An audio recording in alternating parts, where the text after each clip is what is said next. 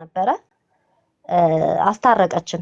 ንቀሺ ነው እንዴ ምናምን አለችኝ። አይ ንቄሽ አይደለም ገና አንድ አመታችን ነው። ስለዚህ ነገ ይሄ ሰውዬ 3-4 አመት ስንቀመጥ ምን እንደሚያደርገኝ አላውቅም፣ እባክሽ ተይ ስላት እውነቴን ነው የምልሽ እኔ እሷን አናግሬያታለሁ፣ የራሱን ህይወት ጀምሯል፣ የራሱን ትዳር ይዟል፣ ስለዚህ ተይ ብያታለሁ አለችኝ። ያው የሰው ልጅ ይቅርታ አድርጊለት ስትባይ ምንም አትይም፣ ይቅርታ አለኝ፣ እሱም ይቅርታ አለኝ። እሺ አልኩኝ። አብረን 1 ወር ወይ 2 ወር ማለት ነው። ከዛ በመሃል በጣም ታምሜ ነበር። ሐኪም ቤት ስሄድ ነፍሰ ጡር ነሽ ተባልኩ። ከዛ መጣሁና የዛኑ ቀን የሰማሁ ቀን ነገርኩት፣ ምንም አላለም። ከዛ ግን በቃ ጭራሽ እንደውም በጣም ማምሸት አሁን በፊት እስከ 3 ሰዓት ምናምን ነበረ 4 ሰዓት 5 ሰዓት መግባት ጀመረ። ከዛ ቁጭ አርጌ ምንድነው ሐሳብህ ማለት ሐሳብህ ማወቅ ፈልጋለሁ። አሁን እስከዛሬ እኔ እናንተ ብቻ ነበርና አሁን ደግሞ ህፃን ልጅ ሊመጣ ነው። ስለዚህ ህፃን ልጅ ደግሞ ብዙ ነገር ይፈልጋል። እኛ ደግሞ ምንም ነገር የለንም፣ ከምንተኛበት አልጋ ውጭ ምንም ነገር የለንም። ሳይዋሽ የነገረኝ ማላውሽሽ ማለት ነው እንደሚጠጣና ግን መጠጡን በፍጹም እንደሚተው ትዳር እንደሚፈልግ ነግሮኛል፣ ምሎልኛል። በወንድሙ ያሳደገው እንደ እናት እንደ አባት ሆኖ ወንድሙ ነው። በሱ አንቺን ከካድኩ ወንድሜን ኢንሳይን ቅዱስ ሚካኤል ብሎ የሚካኤልን ስዕል ይዞ ነው የማለልኝ። እኔ ደግሞ ፈጣሪን አምናለሁ ወንድሙን ሳይሆን ሚካኤልን አምኜ ነው የገባሁትና ስለው ባክሽ አጨጭቂ ምናምን አለኝ። በቃ የራሱ ጉዳይ፣ እኔ ልጁንም አልፈልገውም አለኝ። ማለት አልኩት ልጅ እኮ የሚሰጠው መድኃኒዓለም ነው። አሁን አለኝ እኔ ልጅ አልፈልግም፣ ልጁን አስወጪውና በፍቅር እንድንኖር ከፈለሽ ልጁን አስወጪው አለኝ። አይ በፍጹም እኔ ደግሞ ያንን አላደርግም፣ እኔ በፈለኩት ሰዓት አይደለም ልጅ የሚሰጠው ፈጣሪ፣ እሱ በፈለገ ሰዓት ነው፣ ትዳር ብለን ነው የገባነው። ስለዚህ ምናምን ብዬ በዛ ተጣላ። በጣም አሞኝም ስለነበረ ተነስቼ በቃ ሻንጣ ብቻ ነበር የነበረ፣ ሻንጤን አከራይ ጋር አስቀምጬ እህቴ ጋር ሄድኩኝ። በጣም ብሶብኝ ስለነበር ማለት ነው።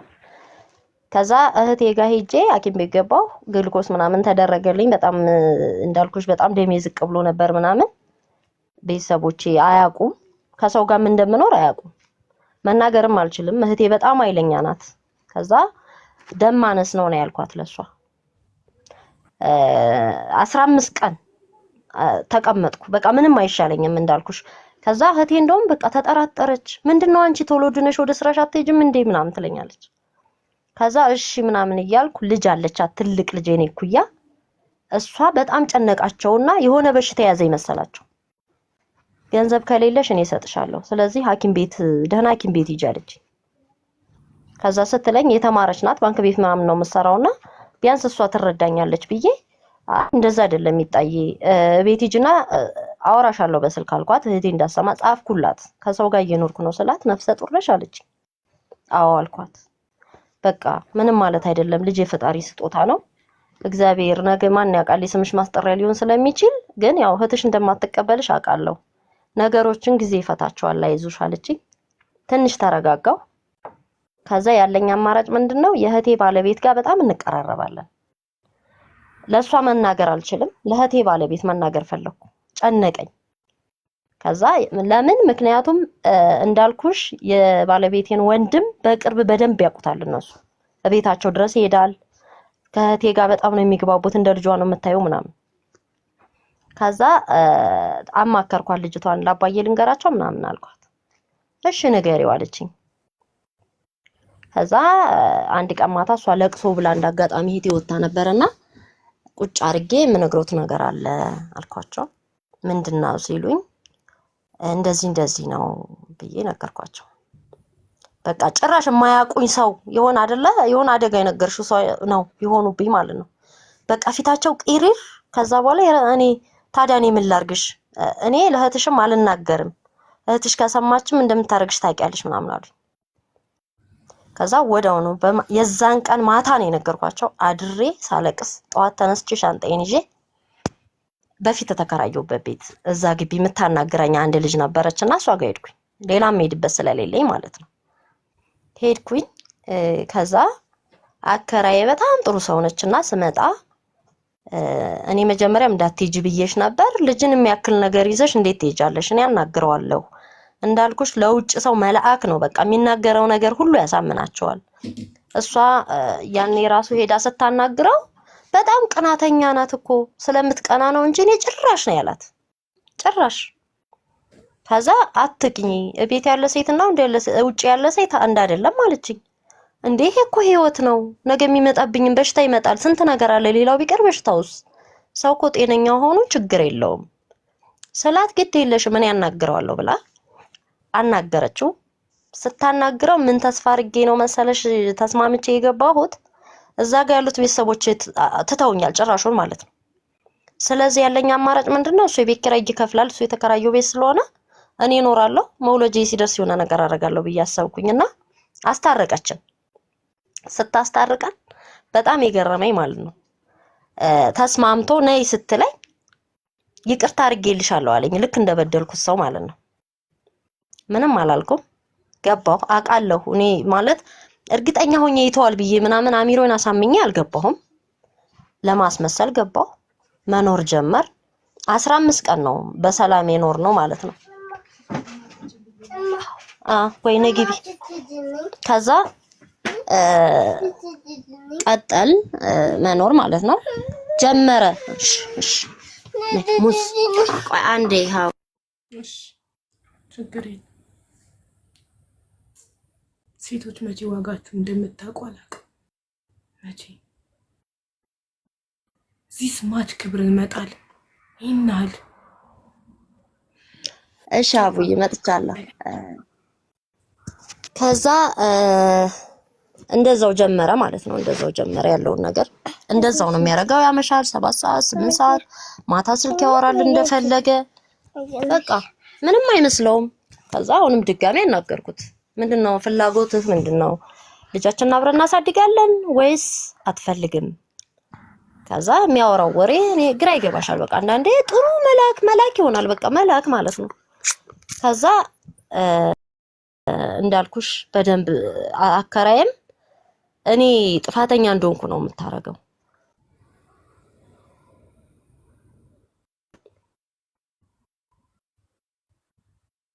ተቋረጥሽ ውዴ። እንድን አለብኝ እኔም እርግጠኛ መሆን አለብኝ። ስለዚህ ስልኩን ሪካርድ አደረኩበት። የሚያወራትን ልጅ ስልኳን ብላክ ሊስት ውስጥ ከተትኩና የሱን ስልክ ሪካርድ አደረኩበት። እሷ በሌላ ስልክ ደወለችለት። ከዛ ማታ ሲመጣ ከተኛ በኋላ ምንም አይሰማም። ሪካርድ የተደረገውን ወደ ስልኬ ላኩ 2 ቀን።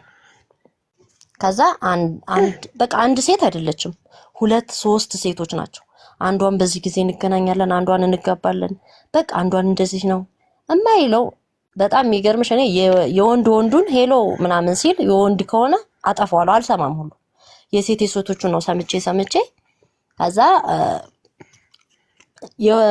ከዛ ውስጥ የቀረ እግዚአብሔር የመረጠው ከዛ ውስጥ የቀረ የአንድ ወንድ የአብሮት የሚሰራ ልጅ ስልክ እንዳጋጣሚ ቀርቶ ማለት ነው። ዝም ብዬ አዳመጥኩት። ለምን የፈጣሪን ስራ ነው ራሱ የምናገረው። ከዛ የሆነች ልጅ ናት፣ ተማሪ ናት፣ አርግዛ። ከዛ አሁን ልጅ አልፈልግም አስወርጂ ብሏት አብረው ሄደው ልጁን አስወረደች። ከዛ እንዴት አደረክ ይለዋል።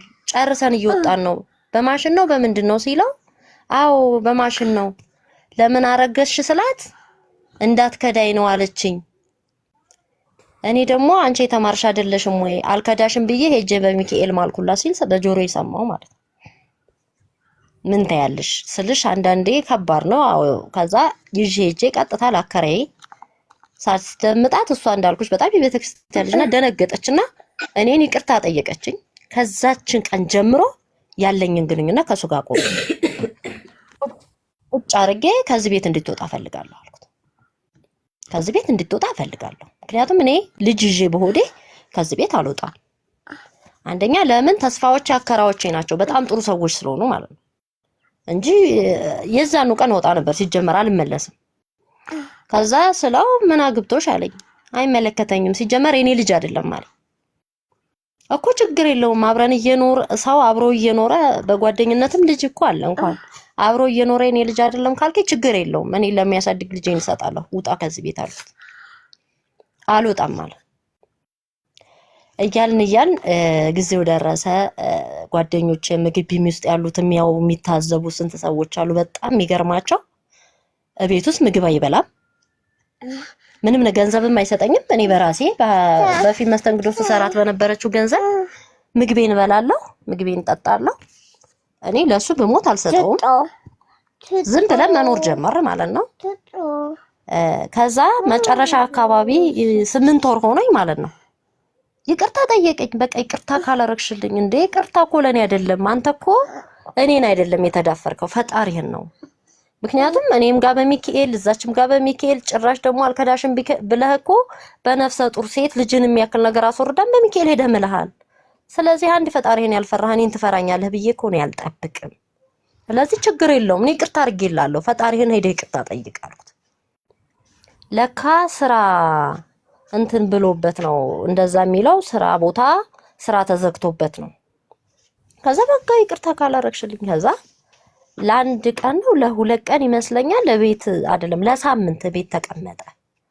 ለቤት ሲቀመጥ በቃ ሼም ያዘኝ። ይቅርታ ጠየቀኛ ምንም ነገር የለም ግን ሼም ስለያዘኝ ቤት ሲቀመጥ ምግብ ሰጠሁት ለ8 ቀን ማለት ነው ከቤት ሳይወጣ።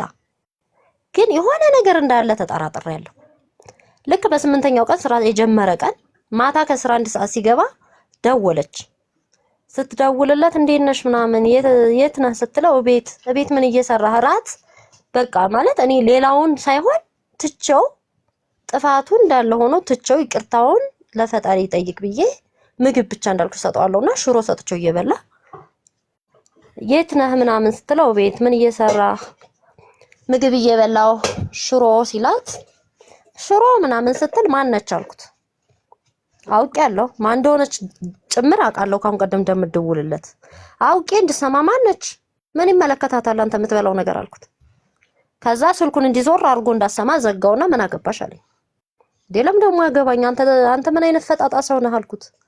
እንዴ ጤነኛ አይደለህም እንዴ? አንዳንዴ እኮ ወንድ ልጅ ነህ፣ ስለዚህ ልክ አለው ሁሉም ነገር። በቃ እንደ ወንድ አስብ እንጂ ይሄ ትክክለኛው ነገር እንዳልሆነ እኮ ህሊና ያውቀዋል አልኩኝ። ቀጥታ ስልኳን ወስጄ ጠዋት ደወልኩላት። ከዛ ምንድነው ችግርሽ አልኳት። አይጠቅምሽም፣ የሚጠቅምሽ ሰው እንኳን ቢሆን ችግር የለውም፣ ግን ህይወትሽን ያበላሽብሻል፣ በፍጹም አታስቢው አልኳት። እኔ እንድትወስጂው እፈልጋለሁ፣ እንዲወጣልኝ እፈልጋለሁ፣ እንደው ከቻልሽ አስወጭልኝ ውሰጂልኝ፣ ግን ህይወትሽን ያበላሽብሻል። እኔ እና እሱ የአንድ ሀገር ልጆች ነን፣ ግን ይሄንን ራሱ ምንም አልመሰለውም ስላት ልብ ካለሽ ላግኝሽ አለች። ይኸውልሽ እንግዲህ አንድ ሴት እኔ 7 ሴት ጋር ደውያለሁ፣ 6ቱ ሴቶች እናመሰግናለን ብለውኛል። አንዷ ግን ሞቼ ይገኛለሁ። እሱን ከምተው ብሞት እመርጣለሁ። እህቱ እንደሆንሽ ነግሮኛል። በፍጹም አንቺ ሚስቱ ልትሆኛ አትችይም ብለኛለች። ይችኛዋ ደግሞ በድፍረት ላግኝሽ አለች። እሺ አልኳት። አከራዬን እንዳልኩሽ በእኔ ስለሚፈርዱብኝ እውነት የምቀና ምናምን ስለሚመስላቸው ያው አንዳንዴ ሰውም ደግሞ ጭራሽ ተጎርተሽም ጥፋተኛ ሲያረግሽ ደግሞ የሆነ ጉዳት አለውና ሄድኩኝ። ቤተክርስቲያን ነው የቀጠርኳት። አገኘኋት። አከራዬን ይዤ ነው የሄድኩት። በር ላይ ቁጭ ብላለች። እሷ መጣች ከጓደኛዋ ጋር። ተቋረጥሽ?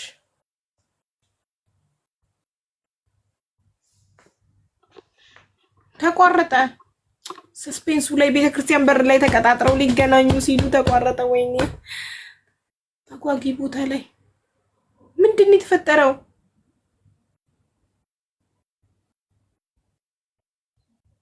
ምን አገባት አከራይዋ እንዴ? ሲደባደቡ ልታገላግል ነው። አከራይ አብራ ሄደችው። ምን ሆነሻል? እንዴት ምን አገባት አከራይ? ወይኔ ኔትወርኳ ነቀላት። እንደዚህ አይነት ሰስፔንስ ቦታ ላይ ጋይስ ሺት። መጀመሪያም ተናግራ ነበር ኢትዮጵያን ያለውት ኢንተርኔት አይረባም ብላ ነበር። ወይኔ አሁን እኛ ምን ተፈጠረ ብለን ስናስብ ልናደር ነው። ሪፖርት እያደረጉ ነው። እሺ ኮፒ ሊንክ አድርጓ እናንተ። ያሱ ሪፖርት ሲያደርጉ እናንተ ኮፒ ሊንክ አድርጉ።